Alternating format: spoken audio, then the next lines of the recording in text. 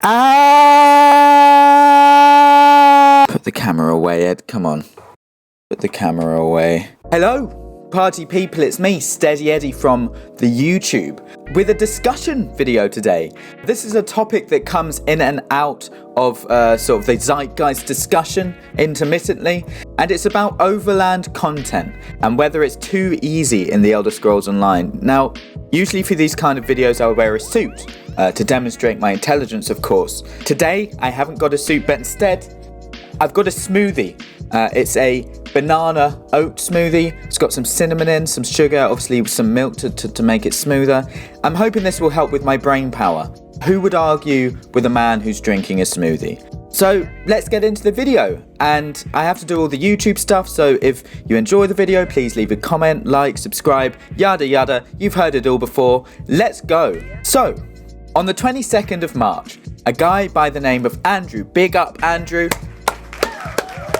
we love Andrew, released this article called "What Can ESO Learn from Elden Ring?" It goes without saying that Elden Ring and ESO are completely different games, but Elden Ring has been so successful, and as Andrew has said in the article, they do both have RPG and online elements, so maybe ESO developers should start taking a leaf out of Elden Ring's book. One thing that's brought up in the article is that people seem to want more difficult overland content in ESO. Now, I've said this on stream, but one thing I'm worried about with Elden Ring's success is that all developers will take away from it is that people want to challenge, and nothing else. And I don't think that's true at all.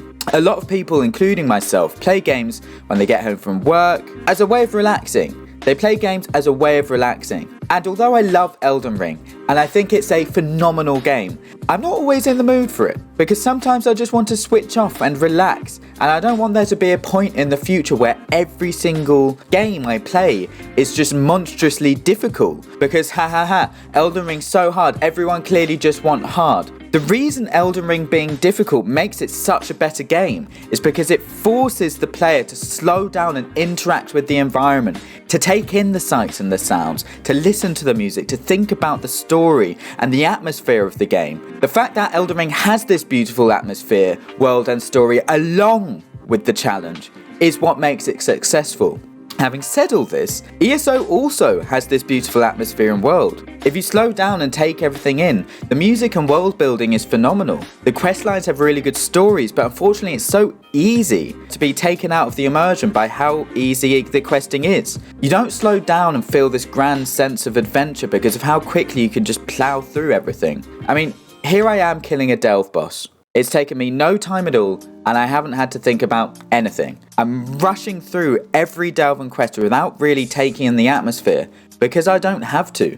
Do you miss that grand sense of adventure you got while playing Skyrim, where every cave and quest felt meaningful, and the world felt so big, and like you would never ever finish or see everything in the world? Well, technically ESO is bigger and has way more content, but because it's so easy, heading into that delve to kill that dangerous necromancer who is a threat to the entire of Nirn feels meaningless sometimes, and it shrinks how big ESO feels. It shrinks the game and makes it feel smaller. Now, anyone who knows me for a while and watches my stream or has watched videos in the past knows that I love questing. I often hop on ESO late at night and quest for a couple of hours before bed. But for me, it's essentially the equivalent of reading a book. The stories are brilliant, the atmosphere is lovely, but because there's so little challenge, I just end up treating it like a 3D book that basically gets me sleepy before bed. And this sends me on to the next point, which is how would they implement an overland that is challenging? The thing is, I don't want to lose those late nights where I quest like it's reading a book and it's super easy. I get home from work and I just want to switch off. And questing like that gives me that opportunity to just relax, not think about anything, just read the story. It's really lovely, it's really nice.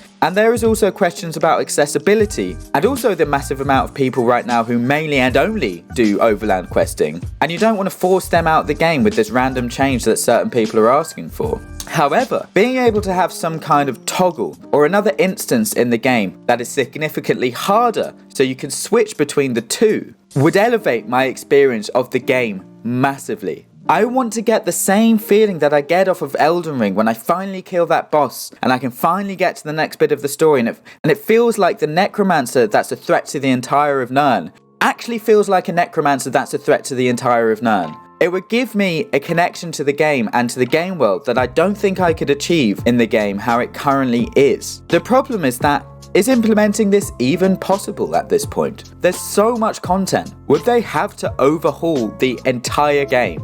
Maybe it's the kind of thing that they could begin to implement it patch by patch, instead of doing it all at once. Also, could the servers even handle it? We all know performance has been going downhill again, especially since the release of the latest patch. But overall, it seems that most people in the game, from elite PvE sweating, trial pushing type players, to me, the PvP main, sweaty PvP, killing everyone in PvP guy, but also the people that are already doing overland questing, that's what they love about the game the most, seem to want a harder overland questing experience, because the stories, the atmosphere, everything in the game is beautiful, but you're constantly taken out of the immersion of it by how difficult it is to kill these end game bosses.